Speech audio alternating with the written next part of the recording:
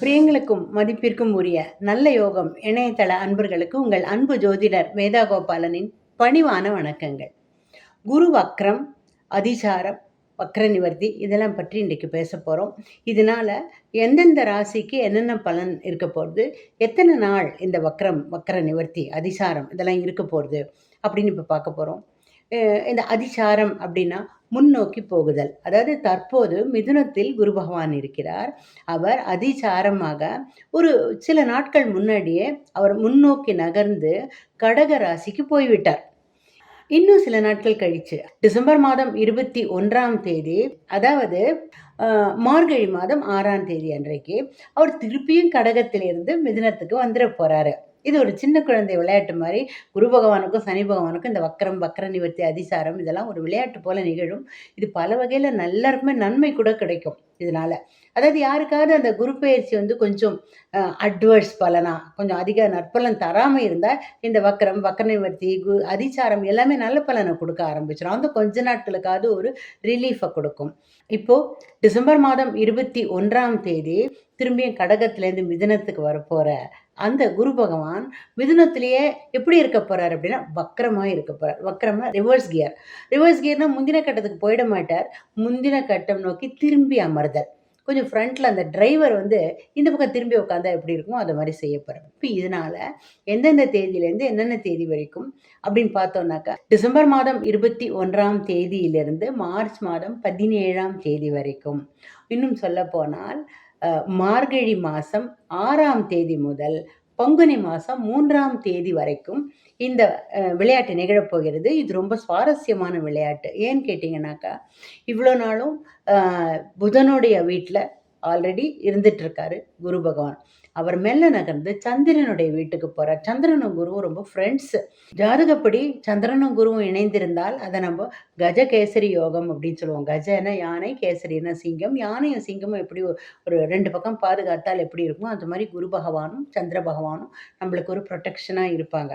இப்போது இந்த குருவுடைய அதிசாரம் திரும்ப வந்தோடனே வக்ரம், அந்த வக்ரமும் நிவர்த்தி ஆகிட போகிறது. என்னைக்குனாக்கா உங்களுக்கே தெரியும், மார்ச் மாதம் 17ஆம் தேதி எல்லாமே சமணப்பட்டு திரும்பவும் மிதுனத்திலேயே குருவுடைய அவருடைய ஆட்சி நிலவ போகிறது. இதனால் எந்தெந்த ராசிக்கு என்னென்ன பலன் அப்படின்னு பார்ப்போம். உங்கள் ராசிக்கு என்ன பலன் அப்படின்னு இப்போ பார்ப்போம்.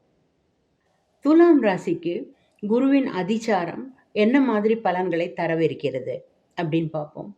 துலாம் ராசிக்கு குரு 10ஆம் வீட்டில் வருகிறார். பொதுவாக எல்லாரும் என்ன நினைப்போன்னா, 10ஆம் வீட்டு குரு பதவியை குலைப்பார் அப்படின்னு அந்த காலத்துலேருந்தே ஒரு சேயிங் ஒன்று இருக்குது. இது எந்த அளவு எனக்கு தெரியல. எனக்கு தெரிஞ்ச அளவில் பதவியை மாற்றுவான், இடமாற்றம் வரும், டிரான்ஸ்ஃபர், இல்லாட்டி உங்களுடைய சீட்டு, ப்ரமோஷன், இன்க்ரிமெண்ட் என்ன வேணால் வரலாம். அதாவது வேறு சேரில் உட்காரத்துக்கான வாய்ப்புகள் வரலாம், வேறு கம்பெனி கூட மாறலாம், அந்த மாதிரியான வாய்ப்புகள் வரலாம். அது தவிரவும் உங்களுடைய உத்தியோகஸ்தானத்தில் உங்களுக்கு ஒரு நல்ல குரு கிடைப்பார். அதாவது இதை செய்யாத, இந்த ரிஸ்க் எடுக்காத, இப்படி பண்ண, மேலிடத்தில் உன்னை கவனிச்சிட்டு இருக்காங்க, அதனால் இந்த மாதிரி நீ செய்தனா அவங்களுடைய பாராட்டை பெறலாம் அப்படின்னு உங்களுக்கு சொல்லித்தரத்துக்கு ஒரு நல்ல மனிதர் அல்லது ஒரு நல்ல பெண்மணி உங்களுக்கு கிடைப்பாங்க, ஒரு மேலதிகாரி கிடைப்பாங்க. இந்த 10ஆம் வீட்டில் இருக்கும் குரு உங்களுடைய 2ஆம் வீட்டை பார்க்குறார். 2ஆம் வீடு அப்படிங்கிறது உங்களுடைய குடும்பம், வாக்கு, தனஸ்தானம். பேச்சுனால பெரிய நன்மைகள் வரப்போகுது. மேடை பேச்சாளர்னா முழங்கி தள்ளி பாராட்டு வாங்க போகிறீங்க, பரிசுகள் வாங்க போகிறீங்க. நீங்கள் மாணவர்கள் கூட மேடை ஏறி நல்ல அதாவது ட்ராமா, டான்ஸு, பாட்டு அது மாதிரி விஷயங்கள் செய்து நல்ல பாராட்டையும் புகழையும் பெற போகிறீங்க. குடும்பத்தில் அமைதியும் மகிழ்ச்சி நிலவுங்க. குடும்பத்தில் ஒரு புது வரவு வரலாம், புதுசாக ஒரு குழந்தை பிறக்கலாம், இல்லாட்டி கல்யாணம் மூலமாக ஒரு புது நபர் வரலாம். ஏற்கனவே இருக்கிற அமைதியும் மகிழ்ச்சியும் அதிகமாகும், அல்லது அமைதியும் மகிழ்ச்சியும் இல்லாத வீட்டில் அது வரலாம். செவ்வாய் வீட்டை குரு பார்க்குறார். அதனால் ஒரு குருமங்கள யோகம்னு ஒரு வித யோகமே உருவாருதுன்னு சொல்லலாம் நம்ம. அடுத்தது குரு பார்க்குறது உங்களுடைய 4ஆம் வீட்டை. 2ஆம் வீட்டை பார்க்குறார், அடுத்து 4ஆம் வீட்டை பார்க்குறார். 4ஆம் வீடுங்கிறது உங்களுக்கு ரொம்ப, நீங்கள் ஸ்டூடெண்ட்டாக இருந்தீங்கன்னு வச்சுங்களேன், நிச்சயமாக மார்க்லாம் ரொம்ப நிறைய மார்க் வாங்க ஆரம்பிப்பீங்க. நீங்கள் திடீர்னு ஒரு கான்சன்ட்ரேஷன் வரும், நல்ல புரியாத பாடங்கள்லாம் புரிய ஆரம்பிக்கும். ஆசிரியருக்கு ரொம்ப பிடித்தமான ஒரு மாணவராக அல்லது மாணவியாக நீங்கள் ஆவீங்க. உங்களுடைய தாயாரால் உங்களுக்கு நன்மை வரும். உங்கள் தாயார் ஏதோ ஒரு வகையில் பெரிய ஒரு ஒரு gift குடுப்பாங்க, இல்ல ஹெல்ப் பண்ண போறாங்க, ஏதோ ஒரு சப்போர்ட்டா இருக்க போறாங்க. நீங்க நினைக்காத அளவு அவங்களுக்கும் பெரிய நன்மைகள் வரப்போறது. அவங்களுடைய அலுவலக சூழல்லயோ, அவங்களுடைய சரவுண்டிங்ஸ்ல ஏதோ ஒரு பெரிய நன்மைகள் வரும். ரொம்ப சந்தோஷப்பட போறாங்க. அம்மா சந்தோஷப்பட்டா குடும்பமே சந்தோஷப்படும் இல்லையா? ப்ளஸ் உங்களுடைய உங்களுடைய வாழ்க்கையில பெரிய நன்மைகள அ அதாவது வாகனம் வாங்குவீங்க. இவ்வளோ நாளா வாகனம் வாங்காத குழந்தைகளா நீங்க இருந்தீங்கன்னா, வாகனம் வாங்குவீங்க. இல்ல ஆல்ரெடி ரொம்ப வருஷமா நான் வாகனம் வச்சிருக்கேன் அப்டின்னா, வாகனத்தால் நன்மைகள். இத்தன நாளும் ரொம்ப ட்ரபிள் குடுத்துட்டே இருந்துச்சு உங்களோட வாகனம். அது இனிமே வாகனம் வந்து பிரச்சனையே குடுக்காதபடி நல்ல முறையில இருக்கும். அடுத்து குரு பார்க்கவிருக்கிறது உங்களுடைய 6ஆம் வீட்டை. 6ஆம் வீட்டுக்கு குரு பார்வைங்கிறது ஒரு அழகான விஷயங்க. ரொம்ப நாளா லாங் ஸ்டாண்டிங்கா இருந்த லோன் எல்லாம் கட கட கடன்னு அடையும் உங்களுக்கு. கடன்லாம் அடைந்து, அதனால பெரிய நன்மைகள்லாம் வரும். அல்லது இத்தன நாளா லோன் போட்டு ஏதோ ஒரு விஷயம் வாங்கணும்னு நெனச்சு ஒரு வீடு வாங்கணும், இல்ல வாகனம் வாங்கணும்னு நெனச்சிருப்பீங்க. இவ்வளோ நாளா வாங்காம இருந்தீங்கன்னா, அது உடனடியா கைகூடி ரொம்ப நல்ல முறையில அமையும். அதனால துலாம் ராசிக்கு இந்த குரு அதிசாரம்ங்கிறது ரொம்ப பெரிய நன்மைகள செய்யவிருக்கிறது. Good luck. All the best. இந்த அதிசாரத்துக்கு எந்தெந்த ராசிகள் பரிகாரம் செய்யணும்? என்னென்ன பரிகாரம் செய்யணும் அப்படின்னு கேட்டீங்கன்னா, என்ன கேட்டா எல்லா ராசிகளுமே எப்போதுமே குரு பகவானுக்கு செய்யறதுனால நம்மளுடைய வாழ்க்கை தரம் மேம்படும். சுப நிகழ்ச்சிகள் அதிகமாகும். பணவரவு அதிகமாகும். கல்வி, செல்வம், ஆஃபீஸ்ல உத்தியோகத்துல குறைபாடு இல்லாம நல்லபடியா போறது. நம்மளுக்கு ஒரு நல்ல ஒரு கைடன்ஸ் ஃபேக்டர், ஒரு நல்ல டீச்சிங் நமக்கு வழிகாட்டுனர் கிடைக்கிறது. அது எல்லாமே வந்து இதனால ஏற்படும். அதனால நம்ம எல்லாருமே பரிகாரங்கள் செய்துட்டா ரொம்ப நல்லது அப்படின்னுவேன். இருந்தாலும் சில ராசிக்காரர்கள் இன்னும் கொஞ்சம் அதிக கான்சன்ட்ரேட் பண்ணா, இன்னும் கொஞ்சம் கூட அவங்களுக்கு நல்ல பலன்கள் அதிகமா விளையும். ஏன்னா, அவங்களுடைய மறைவிடத்துல குரு போயிருப்பாரா இருக்கும் அவ்வளோதான். மறைவிடத்து குரு கூட பார்வையினால நன்மை செய்துருவாருன்னு நான் கொஞ்ச நேரம் முன்னாடி சொன்னேன். இருந்தாலும் கொஞ்சம் ஒரு பூஸ்டர் மாரி பண்ணிர்லாமே. குறிப்பா ரிஷபம், சிம்மம், துலாம், தனுசு, கும்பம் இந்த ராசிக்காரர்கள் கொஞ்சம் அதிகப்படியா, கொஞ்சம் நல்லபடியா தொடர்ந்து ரொம்ப கான்சன்ட்ரேட் பண்ணி, பாக்கி பேர்லாம் கான்சன்ட்ரேட் பண்ண வேண்டாமான்னு கேட்டீங்கன்னா, எல்லாருமே நல்ல முறையில செய்யணும். இவங்க வந்து they should make it a point. கண்டிப்பா மேண்டேட்டரியா செய்யணும் அப்படின்னு மனசுல வச்சுட்டு செய்தால் ரொம்ப ரொம்ப நல்லது. இப்போ வந்து குருவுக்கான பரிகாரங்கள் சொல்றேன்.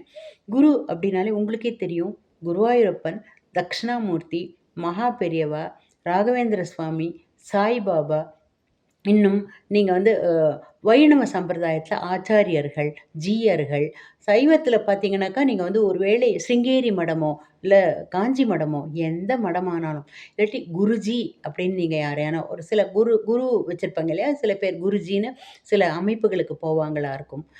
அந்த மாரி இருக்கிறவங்க எல்லாருமே, இப்போ இந்த நான் சொன்னேன் இல்லையா? இந்த தெய்வங்களுக்கெல்லாம் நீங்க கோவிலுக்கு போறதோ, அர்ச்சனை பண்றதோ, அபிஷேகம் பண்றதோ, இப்போ வந்து உதாரணத்துக்கு நீங்க வந்து குருவாயூரே போக முடியும்னா, வெல் அண்ட் குட். குருவாயூர் போயிட்டு வாங்க. இல்லாட்டி உங்களுக்கு லோக்கல்லயே குருவாயூரப்பன் கோவில் எதுவும் இருந்ததுனாக்கா, அந்த கோவிலுக்கு போகலாம். குருவாயூரப்பனுக்கு நீங்க வியாழக்கிழமையில போனா இன்னுமே விசேஷம். வாழைப்பழம் அதான் மஞ்சள் நிற பழங்கள், மஞ்சள் நிற பூக்கள் இத ஆஃபர் பண்ணலாம். மஞ்சள் நிற பிரசாதம் செய்வாங்கனாக்கா, அதுக்கு பணம் கட்டலாம். குருவாயூரப்பன் கோயில்லலாம் நம்ம கொண்டு போற பிரசாதத்த அவங்க ஏற்க மாட்டாங்க. அவங்களே பணம் கட்டினா செய்வாங்க.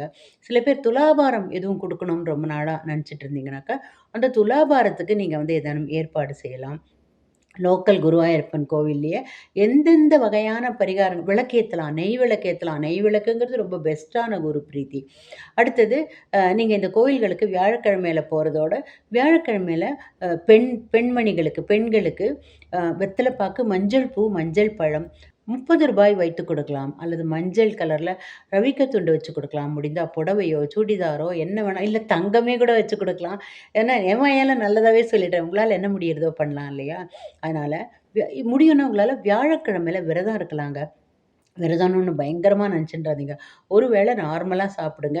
அ தவிர்க்கக்கூடிய விஷயங்கள தவிர்த்து சாப்பிடுங்க. அதாவது வந்து ஒருவேளை நீங்க அசைவம் சாப்பிடுறவங்கன்னா, வியாழக்கிழமையில அசைவத்த தவிர்த்திடலாம். முடிந்தால் வெங்காயம், பூண்டு கூட தவிர்க்கணும் அப்படின்னு சொல்லுவாங்க.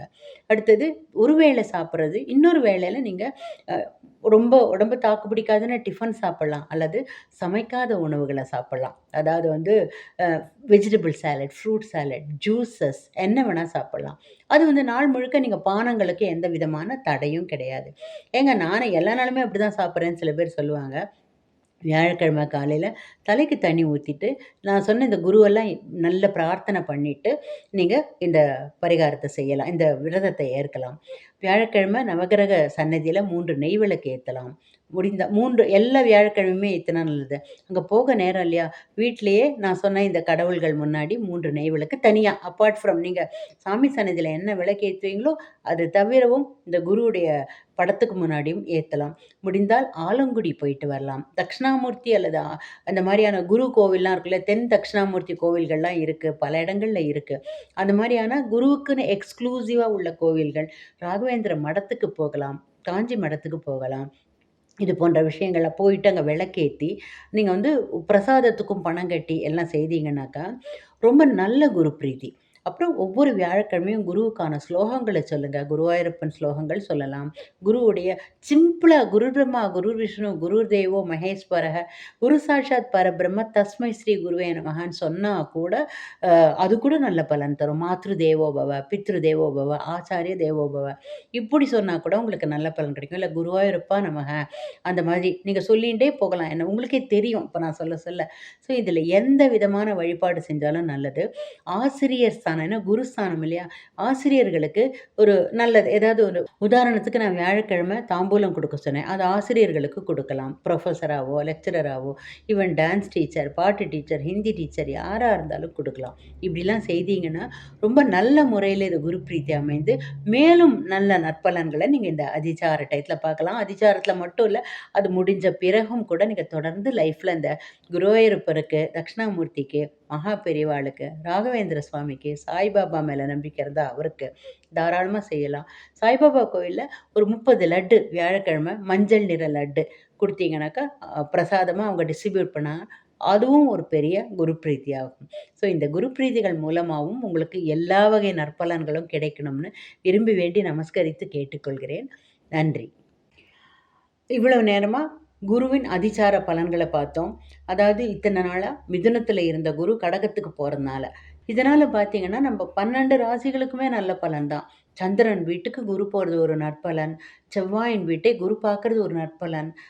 அந்த ரொம்ப நாளாக சனியின் பாதிப்பில் இருந்த பலன்களெல்லாம் தூக்கி அடித்து இந்த குரு வந்து சுப பலன்களை நம்ம எல்லாருக்குமே கொடுக்க போகிறார்.